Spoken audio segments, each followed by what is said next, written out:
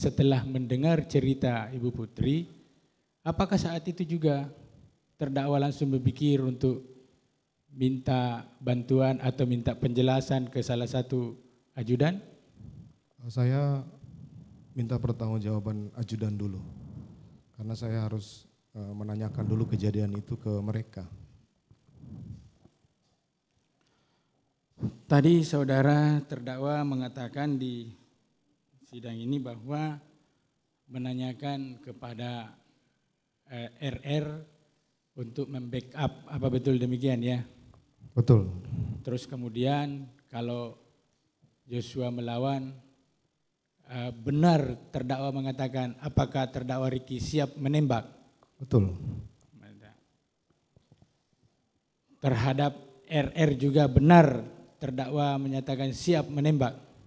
Betul. Apa yang menjadi dasar pemikiran saudara terdakwa sehingga mengatakan apakah terdakwa saudara Ricky dengan Richard untuk menyatakan sikapnya siap menembak itu? Karena dalam pemikiran saya pada saat membackup itu alternatif terakhir, kalau misalnya dia melawan, ya mereka harus bisa membackup saya.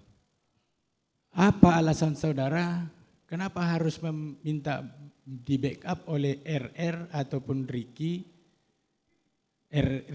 dengan Richard, sementara terdakwa sendiri adalah waktu itu masih seorang anggota polisi dan memiliki senjata?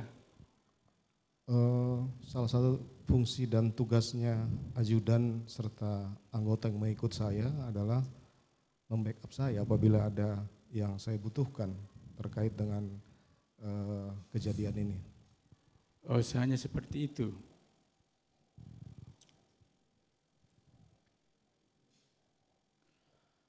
Apakah ketika itu terdakwa ketika bertemu dengan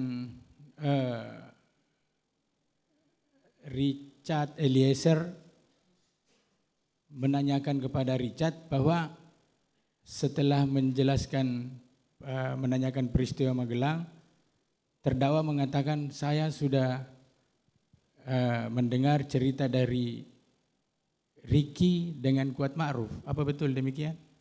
Itu tidak benar. Tidak benar.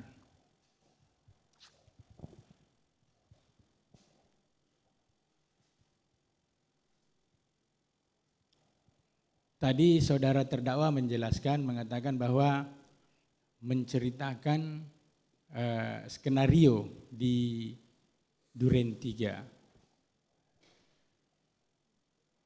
Apakah cerita skenario ini saudara juga terdakwa juga jelaskan di Saguling? Tidak. Tidak. Jadi yang saudara jelaskan kepada Richard ketika meminta bantuan itu seperti apa? Hanya seperti saya jelaskan kepada Yang Mulia tadi.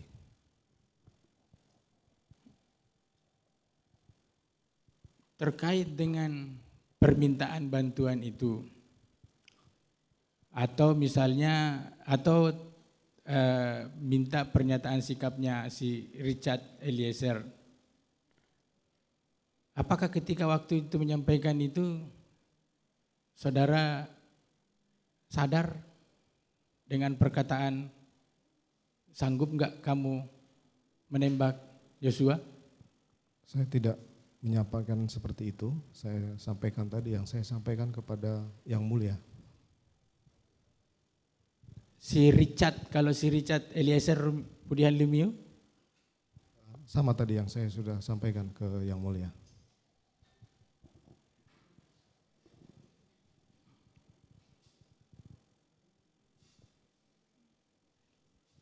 Ketika saudara berada di Duren 3, keterangannya si Azam Dromer sama si Prayogi mengatakan mendengar deringan telepon ketika terdakwa menuju ke Duren 3.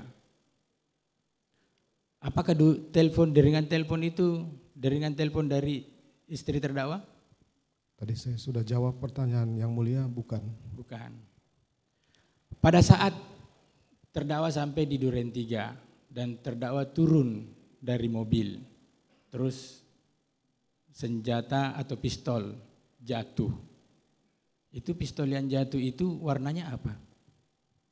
Hitam, ada birunya, ada hijaunya. Hitam, ada birunya, ada Ada hijaunya. hijau, bukan biru. Ada hijaunya, Tapi lebih condong ke hitam. lebih condong ke hitam. Apakah senjata itu yang dikatakan dengan apa tadi? Wilson Combat? Demikian. Iya. Tadi saudara menjelaskan bahwa Wilson Combat itu disita, ya. Sepengetahuan saya disita pada saat Disita. saya sudah jadi tersangka. Izin Bapak, kami memperlihatkan Wilson Combat-nya. Sudah disiapkan? Sudah, Pak. Silakan.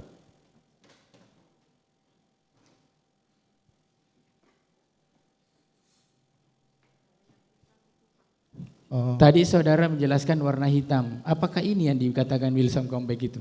Ini disita dari posko yang mulia. Bukan yang ini. Bukan yang ini yang Wilson Combat itu? Bukan.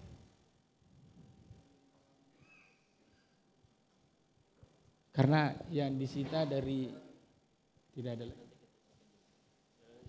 Udah ada. Sambil. Mohon maaf, itu disita pada saat saya sudah di dalam tahap.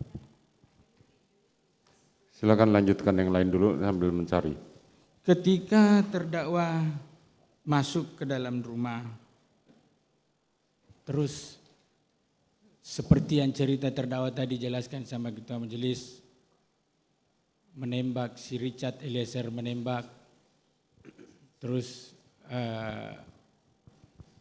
saksi melihat, terdakwa melihat Richard menembak sampai ke depan. Ketika itu senjata Wilson Combat itu saksi taruh di mana? Terdakwa taruh di mana? Masih saya taruh di saku kanan. Masih taruh di saku kanan. Demikian. Apakah Wilson Combat itu digunakan juga untuk menembak ketika itu?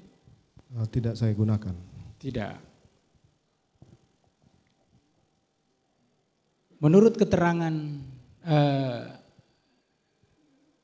Richard Eliezer, terdakwa ketika selesai terjadi penembakan itu, terdakwa mengatakan, periksa handphonenya. Apa benar demikian?